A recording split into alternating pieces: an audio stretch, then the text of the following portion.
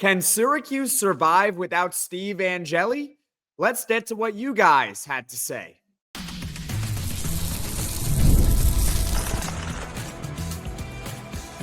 You are Locked On Syracuse, your daily podcast on the Syracuse Orange. Part of the Locked On Podcast Network, your team every day. Hello, everyone, and welcome into Locked On Syracuse. I'm Jackson Holzer. Thank you for making us your first listen of every single day here on the Locked On Podcast Network, your team every day. We are always free and available wherever you get your podcasts, whether you're watching Locked On Syracuse right now on YouTube or you're listening on your favorite audio platform. And on today's show, just like we do pretty much every single Sunday, a fan reaction podcast where I post some of your comments on the screen and we react to them. And we're specifically reacting to Syracuse's 34-21 victory over the Clemson Tigers. Was it a statement win for Syracuse football? We'll go over that later on in the show. But first and foremost, we got to talk about the injury with Steve Angeli and whether or not Rickie Collins can rise to the occasion as the backup quarterback for Syracuse, now the starting quarterback for Syracuse football. All that and more here on today's edition of Locked On Syracuse. And before we get to everything, today's episode is brought to you by FanDuel. Right now, new customers can bet just $5, and if your bet wins, you'll get $300 in bonus bets to use across the app. Download the app today. So just like we do pretty much every single Sunday, like I mentioned, a fan reaction podcast. We're going to post some of your comments on the screen. And don't worry, if you're listening audio only, I will read you the comments and we'll react to them here on Locked On Syracuse. So let's get right to it. From Michael, Syracuse football. Y'all got the look of a champion. Congratulations. The final score doesn't indicate how much of a blowout victory this was for the Orange, and that you did it in Death Valley. I'm stunned. The thing I love most about Fran Brown is that he has been able to get his team to go into any difficult stadium with any top-tier team and play with no fear. Amen, Michael. Amen to everything you just said about Fran Brown and Syracuse football. Before the game, I mentioned here on Locked On Syracuse, and by the way, I am happily wrong that Syracuse beat Clemson 34-21. Again, I picked Clemson to win, and I am so happy that Syracuse proved me wrong. They proved me wrong, and that's a good thing because I'm a Syracuse fan and a Syracuse alum. But going into the game, I mentioned this on Friday that Syracuse has two big hopes of an upset.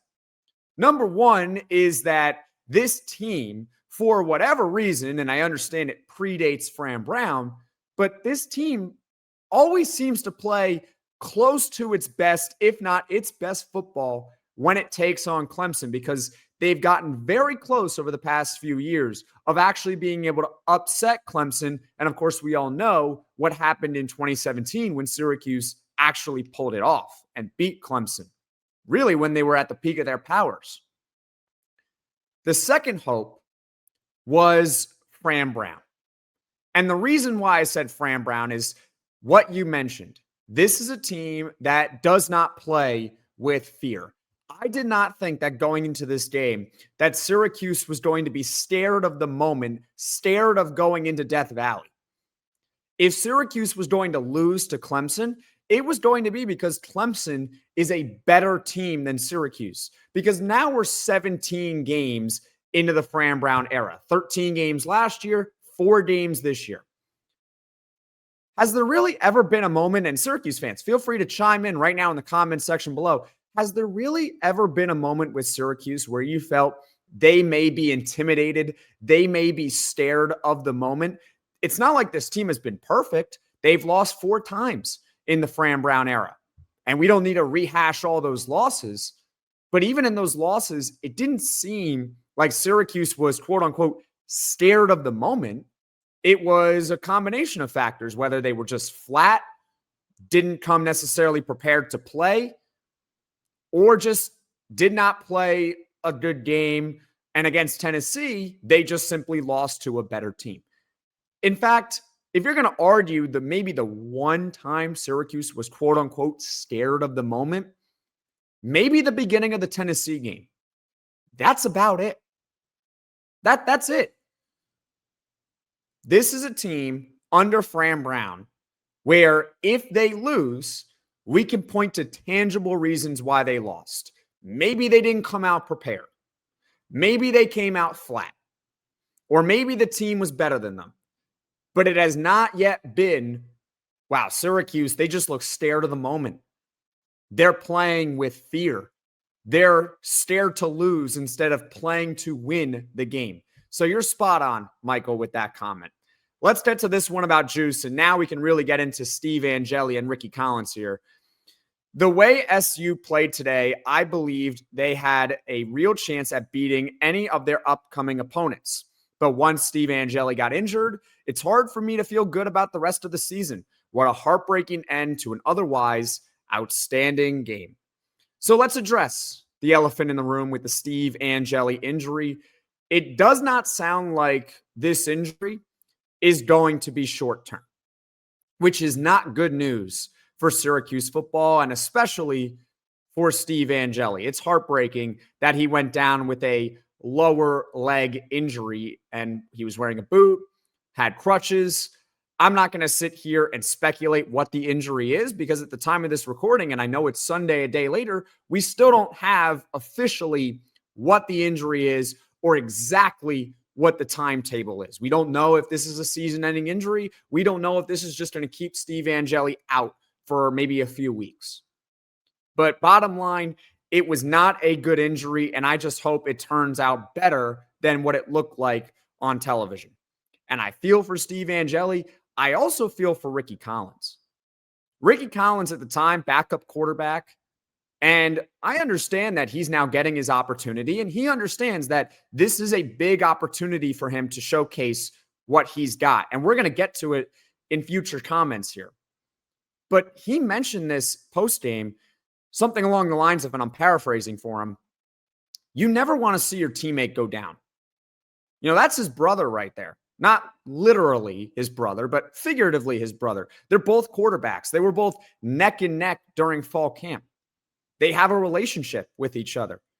So yeah, even though Steve Angeli technically has the starting job, you don't want to see him go down with an injury. You don't want to see him not play well, even though it's technically to Rickie Collins' benefit. You just don't want to see that happen. It's heartbreaking. So I feel for Steve Angeli. I feel for the Syracuse program. I feel for Rickie Collins. But ultimately, Rickie Collins said it too, post-game, that he had to come in and do a job. Unfortunately, this is football where injuries can and will happen. And they could especially happen to your team's starting quarterback. And Rickie Collins' job was to come in late third quarter and finish out the game, which he promptly did. Now, if you want to play the what-if game with Steve Angeli, say he did not get injured, I think Syracuse could have easily contended in the ACC this year when you look at their schedule now, as opposed to the beginning of the season, and you look at how Syracuse now looks through 4 games. There was another comment, which I'm not going to post here, and I apologize because we can't get to every single comment. But there was one comment that said how Syracuse every week seems to be getting better. And that person is right.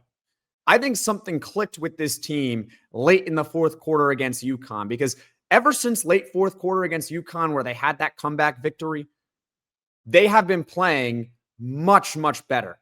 They obviously look dominant against Colgate. The encouraging part was it was more dominant against an FCS opponent than it was in 2024.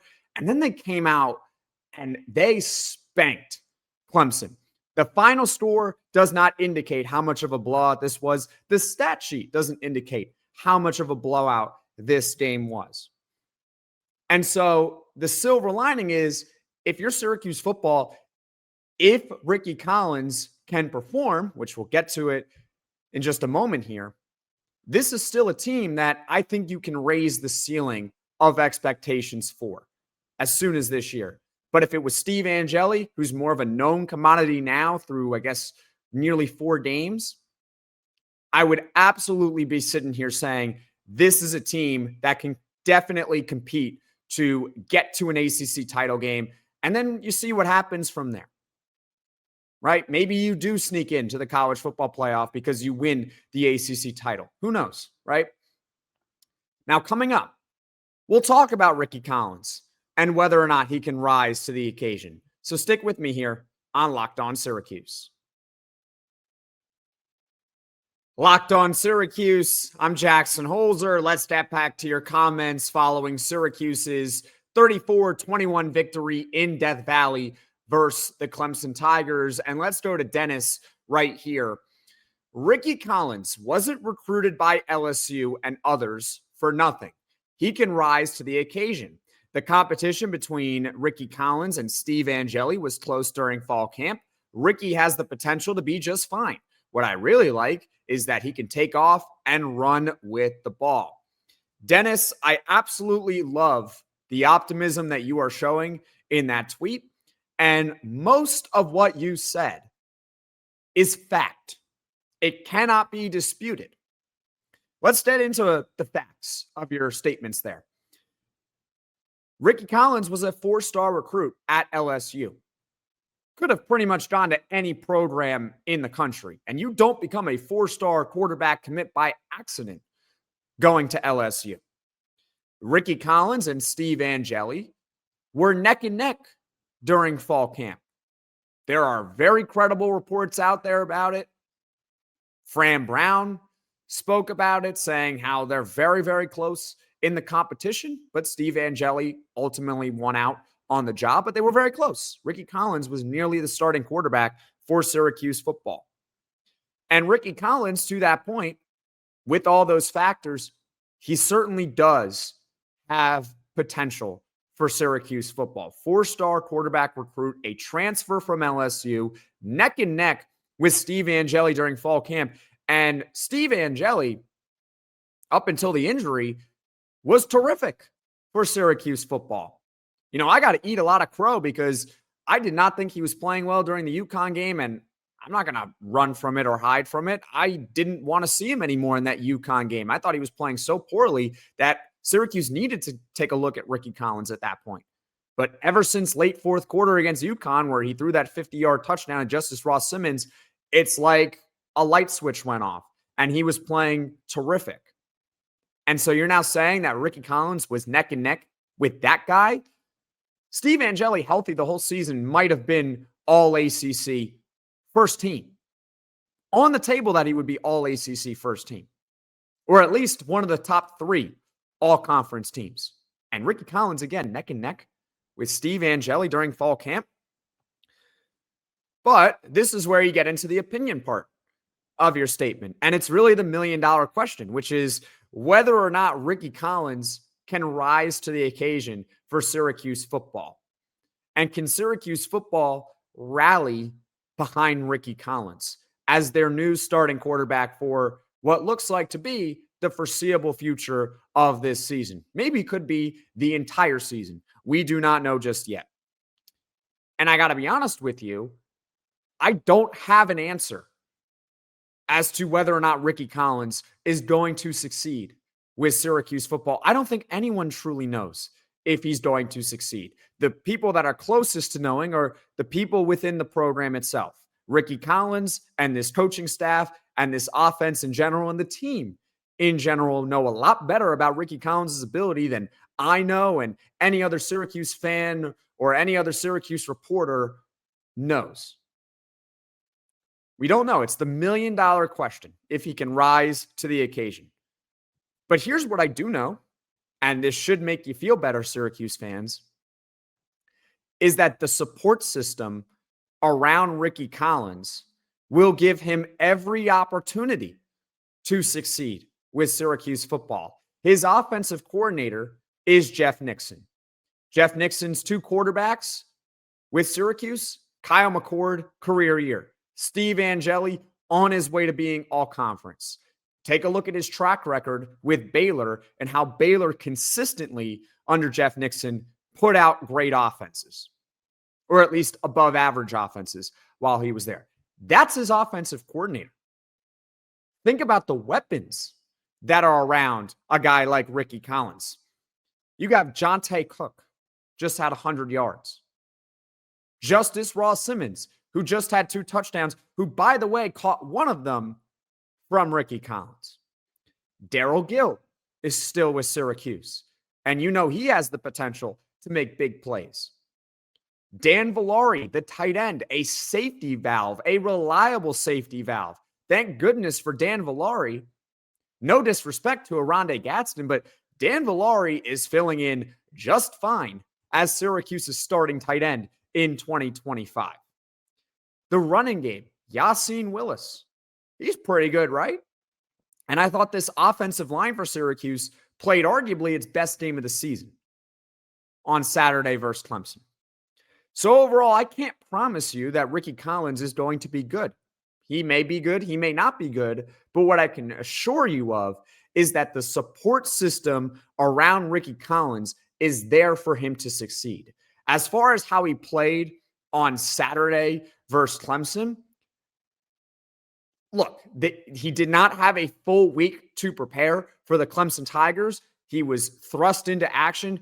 It was cold right there. He had to come in cold turkey, right? And thankfully, after he threw the touchdown to Justice Ross Simmons, they had the training wheels on him for the rest of the game. It wasn't like he was asked to do all that much. I actually think Syracuse could have been even more conservative with the football in the fourth quarter. But even then, I don't think his stats say he was only 3 of 8 passing.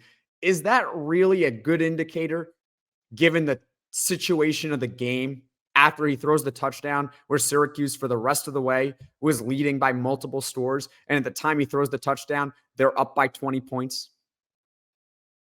So I don't know. We'll find out how a full week of preparation factors in with Rickie Collins. And oh, by the way, we also have to think about beyond Rickie Collins. Luke Carney is a true freshman. He's now 1 snap away from being the starting quarterback, just like how Rickie Collins was 1 snap away. So, ladies and gentlemen, it's going to be fascinating one way or another. What I do know is that the support system for Rickie Collins and for any other quarterback for Syracuse, it's all there. You have the weapons, the offensive line's getting better, you have a running game, and your offensive coordinator is Jeff Nixon. You can do this. This team can still, I'm not going to sit here and say salvage the season because there's nothing to salvage. They're 3-1. Clemson's the one who has to salvage their season now at 1-3. Syracuse, you're looking at up and up. You're now 1-0 in the ACC. This is still a team that can be formidable in the conference with Rickie Collins, given the talent that is around him. Let's get into the next comment right here from Dumbman-ZM6KT. Unfortunately, this does not feel like a big win. Clemson is going to stink the rest of the season. If Rickie Collins can do the job against Duke and SMU, we'll be in good shape heading into the Pitt game. Maybe you're right about Clemson not being good. Maybe you are right. I don't know. This game on Saturday was very different than Clemson's other losses this season. Against LSU, that was a very close game that Clemson could have won. Against Georgia Tech, very close game that Clemson could have won.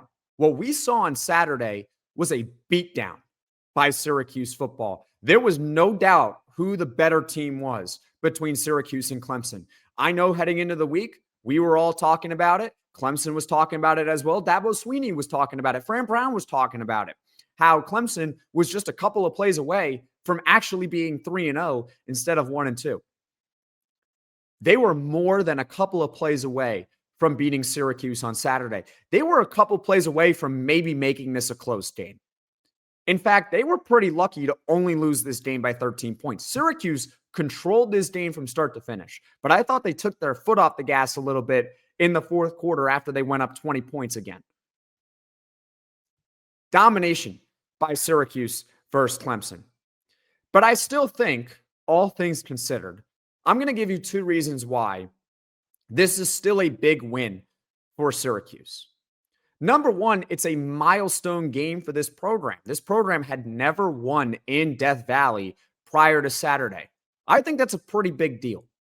They had never won at Clemson until Saturday. So that's milestone number one. And number two, and this is much more important, Syracuse football now has 3 wins. They have 4 home games left on their schedule. Those home games are Duke next week. Then you got Pitt after a bye, North Carolina, and Boston College to close the regular season. With Syracuse winning a road game, in this case it was Clemson, they can now theoretically lose 1 home game of the 4 that I mentioned and still at minimum have 6 wins, which means this is still a bowl team in 2025. If they are able to run the table with their home schedule, so that's 4 more wins, that puts Syracuse at a minimum of 7 wins. And it also puts Syracuse at a minimum of 5 ACC wins in 2025. So you're starting to get there towards possible ACC title contention. So kind of similar to with what happened with UConn, how, yeah, it was not a good game by Syracuse. They did not play well. Fran Brown rightfully had the team running sprints after the game, despite the victory. We're not in the business of throwing away wins just because the other team may not be very good. Take the win and just move on, because you need to win the games anyway. Think about what we'd be saying if Syracuse lost to UConn and they had beaten Clemson. Well, they're 2-2 now. Not bad, but you shouldn't have lost to UConn. Or think about what would have happened if Syracuse had not beaten Clemson and Clemson turns out to not be a very good team this year. We'd be sitting here saying, well, they're 2-2. You still got to win 4 games. Now your job to make a bowl is a little bit easier. And if Rickie Collins can perform, maybe this team can compete in the ACC. So I understand this is not the Clemson Tigers of 2017 when Syracuse knocked them off in an upset. This is not the Clemson Tigers in 2018 when Syracuse nearly beat Clemson in Death Valley. It's not those Clemson teams. This Clemson team could very well be Florida State from last year. That's on the table now with this, especially mentally with this program. But that's not our problem, Syracuse fans. It's not our problem that Clemson might be bad. The important part is that Syracuse took care of business and they beat the Clemson Tigers on the road. And now, if they just take care of business at home, this is a bowl team in 2025 with the young roster that they have and a recruiting class coming in 2026. This was a big win for Syracuse football, even though Clemson may not be the greatest team. Now coming up, we'll continue reacting to your comments following Syracuse's 34-21 victory over Clemson. Stick with me here on Locked On Syracuse. The NFL season is here, and FanDuel is making sure you're ready for kickoff with a can't-miss offer. Right now, new customers can bet just $5, and if your bet wins, you'll get $300 in bonus bets to use across the app. FanDuel is quick, easy, and the best way to add a little bit more energy to your Sunday. So are you ready to play over on FanDuel? Well, now's your chance. Download the FanDuel app now by visiting FanDuel.com to get started. That's FanDuel.com to place your first $5 bet. This episode is brought to you by Square. Your favorite neighborhood spots run on Square. There are certain businesses that truly make the neighborhood feel like home, whether it's the local sports bar packed on game days, the coffee shop that knows your order by heart. I mean, Salt City Coffee over on University Avenue is a terrific spot.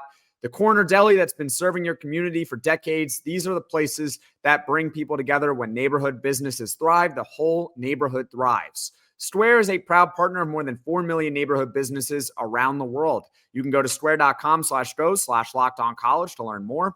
But before you do, go support your favorite neighborhood spot. You'll be happy you did. Swear, see you in the neighborhood. Let's continue reacting to your comments following Syracuse's 34-21 victory over the Clemson Tigers. And this one coming from JR:76. What's up with them Clemson players giving Coach Fran Brown some love? Recruiting for the portal. Of course, he is referring to a lot of the Clemson players personally going up to Fran Brown and shaking hands and all saying what a great game each of them had. Fran Brown builds relationships with everyone. Fran Brown has probably recruited many of the players that play for Clemson, whether they were former Syracuse recruits that ultimately chose to go with Clemson, but maybe still developed a good relationship with Fran Brown, or when Fran Brown was with Georgia and he was competing with the Clemson Tigers in recruiting. So he probably knows a lot of these players that he is shaking hands with. And if he doesn't know them, well, he at least wants to build a relationship with them because, the transfer portal is a real thing. Wink, wink, right? A lot of those Clemson players have some extra years of eligibility remaining. And I know that they might not be the greatest team, but us Syracuse fans, hey, I think there's some Clemson players that we would certainly take on Syracuse football for next season, right? Wrong? Comment your thoughts in the comments section below. Maybe I'm being totally delusional, but a guy like Sammy Brown over at linebacker would be pretty nice. Bryant Wesco's a really good receiver. We could certainly use him. I know Syracuse is good at wide receiver, but hey, Bryant Wesco's pretty good. He's got extra years of eligibility, right? I know I'm probably nuts, but when you have a coach like Fran Brown and what he has done with Syracuse football, it sounds delusional until you realize, is it really all that delusional, right? This is now, I guess, the third statement win already of the Fran Brown era. He had two of them last year, Georgia Tech in week 2, and then Miami to close the regular season. And this year he's got Clemson and hopefully more statement wins on Syracuse's schedule. And if he can get this team to rally behind Rickie Collins as the team's starting quarterback for the foreseeable future, look out with Fran Brown. You can see where this program could potentially be headed. We talked about earlier, if Steve Angeli was healthy, that this team right now could potentially compete for an ACC title. Right now. None of us, and most I should say, thought that was a realistic expectation for Syracuse heading into the year. So Fran Brown's redefining Syracuse football right now. He's getting it back to where this program once was before the 2000s really happened. Early 2000s, late 90s, 80s as well. You can go back to the Jim Brown, Floyd Little, Ernie Davis days when Syracuse was a big-time program. Obviously, the national championship during that time. He's starting to get the program back to where it once was, because for a long time, Syracuse football, and we know this as Syracuse fans, it has not been very good. But Fran Brown's changing this program for the better. So when we sit here and say, hey, Fran Brown's talking to all the Clemson players after the game, the Clemson players are going up to him. If they have extra years of eligibility, who knows? Who knows, right? You have permission now to, you don't need my permission, but you have permission, I guess, to dream big if you are Syracuse, if you are a Syracuse football fan, because this team is showing you where it's headed at this very moment. Last comment we'll get to here, and this is actually from a Tennessee fan. Don't worry, this person's pretty nice. Tennessee fan here. Glad we played Syracuse week 1. Coach Fran Brown is one heck of a coach, and your offensive line play was pretty impressive. Pushed us around week 1 in a top-tier Clemson line. Hope you win the ACC. Sorry for your QB and hope for a speedy recovery. Thank you for that. We also hope as Syracuse fans, and I think every fan in general hopes that Steve Angeli gets well soon and he can get back on the field in no time for Syracuse football. And hey, shout out to Tennessee fans, because I see y'all in the comments section. I see y'all, okay? And for the most part, you guys are very, very respectful in the comments section. So all love from Locked On Syracuse to Tennessee fans. I must say, I do wonder, you mentioned this, I do wonder what would happen if Syracuse had played Tennessee, not in week 1, but any other week of the regular season. I also wonder what would have happened if Syracuse didn't get off to such a slow start and fell behind 17-0 in that game. That being said, I can wonder those two things. We can sit here and play the what-if game. Here's the deal with the Tennessee game in week 1, ladies and gentlemen. Tennessee was the better team in week 1 versus Syracuse. And through this season, they have shown that they are still a better team than Syracuse football. And at the end of the day, we're both rooting for each other. That's right. Whether you want to as a Syracuse fan or not, we want Tennessee to be successful. And Tennessee fans want Syracuse to be successful. Why is that the case, you may ask? Well, from a Syracuse perspective, obviously Syracuse lost the game. Well, we want that to be considered a good loss. We don't want Tennessee to be a bad team because otherwise that loss in week 1 doesn't look so good, does it? But if Tennessee's really good and they're one of the best teams in the SEC this year, maybe they win the conference. I'm hoping they do win the conference. Then that loss in week 1 doesn't look so bad, does it? And Tennessee fans are also rooting for Syracuse because they want that win to be looked at as a good win when the committee meets together to decide who should be a playoff team and who shouldn't be a playoff team. And they can look at Tennessee in their non-conference and say, hey, you beat a really good Syracuse team and you beat them by 19 points. You put up 45. You held that offense to 26. So both teams, both fan bases are rooting for each other. I want Tennessee to win the SEC and Tennessee wants Syracuse to win the ACC. So all love to the Tennessee fans here on Locked On Syracuse. So that's it for your comments here. Thank you all so much for chiming in. If I did not get to your comment, I apologize. Maybe I'll get to your comment next week when we do another fan reaction podcast following the Syracuse and Duke game. As far as what's coming up in the near future here on Locked On Syracuse, time is still be determined, but I am recording a podcast this afternoon with Locked On Portal podcast host Brian Smith. It could be a mini podcast. It could be a full podcast. Honestly, I'm not sure, but there will be fresh content for you later on tonight or perhaps tomorrow here on Locked On Syracuse. What I do know is that on Monday, we will have our big picture takeaways for Syracuse football following this 13-point win over Clemson. And then on Tuesday, we get ready for Syracuse's next opponent. We turn the page and we take a closer look at the Duke Blue Devils, who are coming to town next Saturday. So all that and more coming up on Locked On Syracuse in the near future. Folks, thank you all so much for watching. Thank you all so much for listening. If you like this podcast, be sure to hit that like button. If you really enjoy the podcast, be sure to hit subscribe. Tell all your friends about Locked On Syracuse, and I will see you all again soon.